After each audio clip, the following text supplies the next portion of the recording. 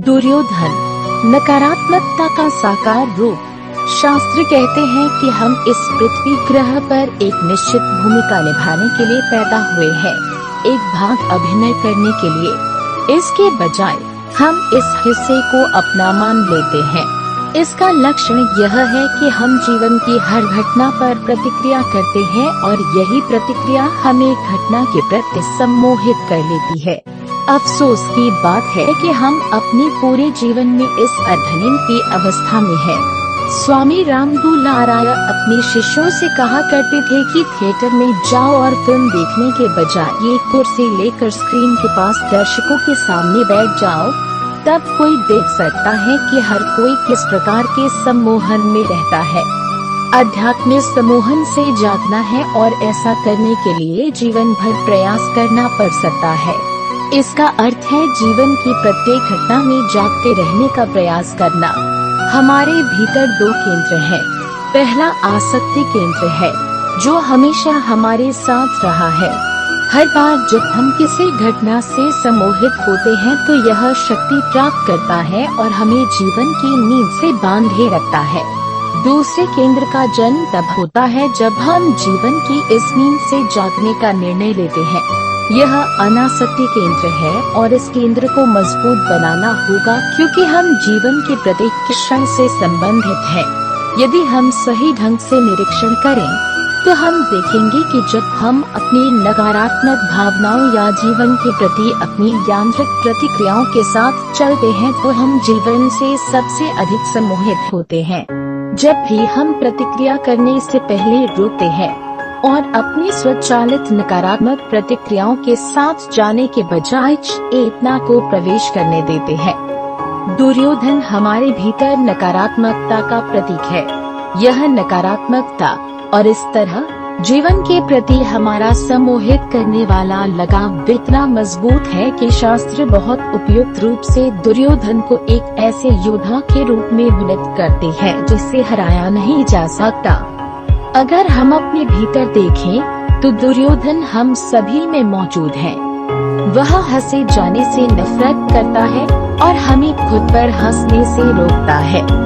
जब दो लोग एक कोने में फुसफुसा रहे होते हैं तो उसे लगता है कि वे उसके बारे में बात कर रहे हैं। जब कुछ दोस्त इकट्ठे होते हैं तो उसे हमेशा लगता है कि उन्हें उसके बारे में बात करनी चाहिए। उसी तरह हर घटना जिसके बारे में बात की गई है उस पर प्रतिबिंबित होनी चाहिए। उदाहरण, वह पांडवों के साथ भूमि का एक बिंदु भी साझा नहीं करना चाहता। वह महसूस करता है कि लोगों को उसकी प्रशंसा करनी चाहिए। गहरे में वह वास्तव में महसूस करता है कि लोगों को उसके आगे झुकना चाहिए। जब लोग उसकी प्रशंसा नहीं करते हैं तो उसे लगातार आहत होने का एहसास होता है। यदि कोई उसकी जरा से भी आलोचना या उपहास करता है तो उसे गहरा आघात लगता है। इससे भी ज्यादा अगर यह दर्शकों की उपस्थिति में किया जाता है।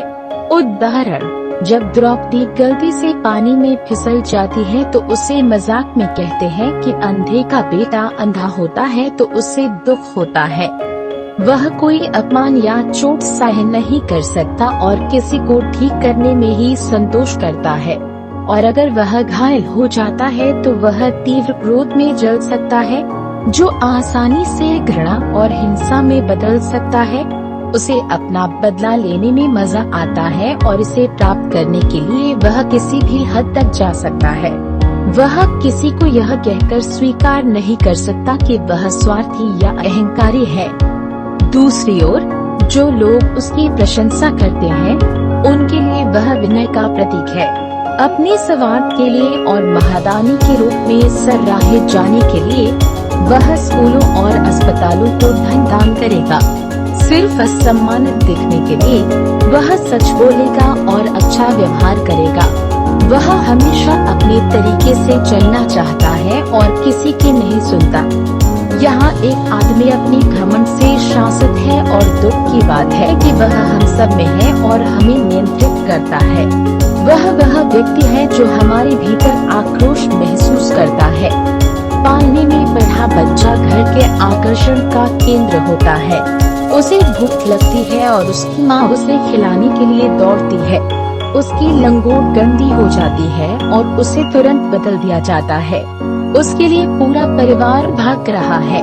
उसे लगने लगता है कि वह दुनिया का केंद्र है, एक राजा और बाकी सब उसकी प्रजा। यह दुर्योधन हमें बहुत जल्दी पैदा हुआ है और हमें से अधिकांश को यह एहसास नहीं है कि हम अपना जीवन उसके दास के रूप में व्यतीत करते हैं।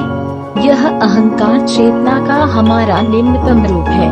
आध्यात्मिक पथ पर चलने के लिए इस आंतरिक दुर्योधन को दूर करना होगा। हमें उन रवैयों, पूर्वाग्रहों और आदतों से परिपक्व होना होगा जो पालने में बनी है।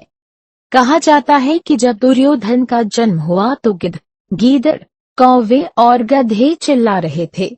यह दर्शाता है कि हमारी मानसिक प्रकृति पशु है। इसे परिष्कृत और शुद्ध करना होगा ताकि ऊर्जा हमारे भीतर उच्च आध्यात्मिक केंद्रों तक जा सके। मेरे शिक्षक ने हमें शुद्धिकरण के अभ्यास सिखाए जो हमारी आधार ऊर्जाओं को शुद्ध करते हैं। दुर्योधन उस मनुष्य का प्रतीक है जिसकी ऊर्जा पशु बनी रहती है और मानव होने के लिए परिष्कृत नहीं होती है।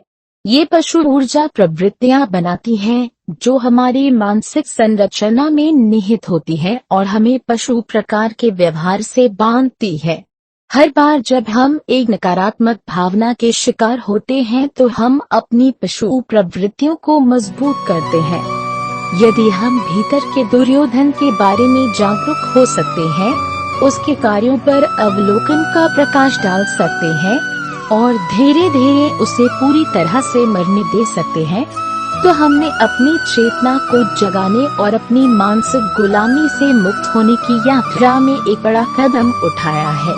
प्रकृति